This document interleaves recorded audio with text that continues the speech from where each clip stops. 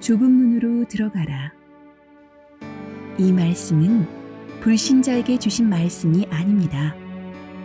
이에 반문하는 사람도 있을 것입니다. 예수 믿는 사람은 당연히 천국에 갈 텐데 왜 좁은 문으로 들어가라고 하십니까?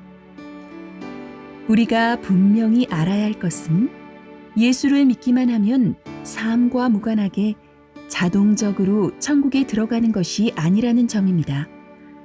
천국은 의의 나라로서 그곳에 들어가려면 하나님의 의를 끝까지 지켜야 합니다. 그리스도의 속죄를 받은 사람에게 주님은 두 가지를 당부하셨습니다. 좁은 문으로 들어가라. 좁은 길로 걸어가라. 좁은 문으로 들어가라. 이는 믿음을 지키라는 의미입니다. 우리는 그리스도의 은혜로 죄에서 자유를 얻었습니다. 그런 우리가 다시 죄인된 삶의 모습을 취해서는 안 됩니다. 육체의 연약함 때문에 우리는 종종 넘어지기도 합니다.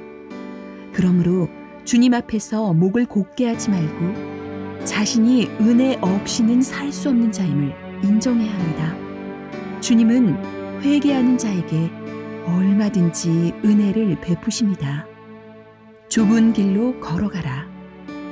이는 의의 열매를 맺으라는 의미입니다. 주님은 우리가 풍성한 의의 열매를 가지고 하늘에 가기를 원하십니다. 그래서 우리에게 하나님의 일을 맡겨주신 것입니다.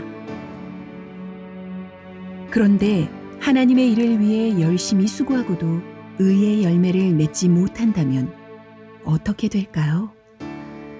우리가 하나님의 뜻대로 순종하지 않고 자신의 뜻대로 일한다면 결국 그런 처지를 면치 못할 것입니다.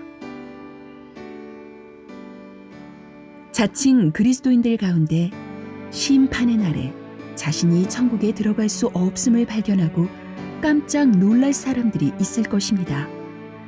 주님이 말씀하신 좁은 문을 통과하지 않은 자들, 좁은 길을 걷지 않은 자들이 바로 그들입니다. 하나님의 일을 한다고 하면서 도리어 자기의 의를 세우고 이를 통해 교회를 아프게 하고 나아가 교회를 파괴하는 자가 되어서는 안 됩니다. 진리를 아는 지식을 받고도 짐짓죄를 범하는 자가 되어서는 안 됩니다. 우리는 과거에 우리가 종노릇하던 마귀를 향해 전쟁을 선포한 사람들입니다.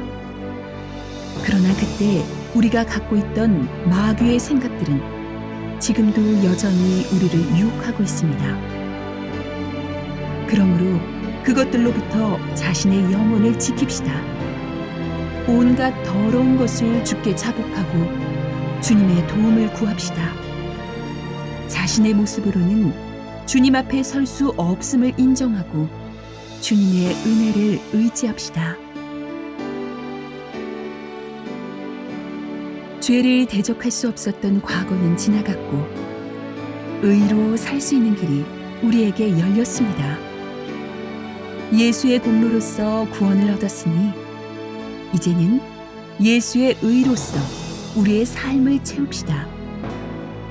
많은 이들이 넓고 편한 길로 갈지라도 우리는 자기를 부인하지 않으면 갈 수 없는 그 좁은 길로 영생을 향해 나아갑시다.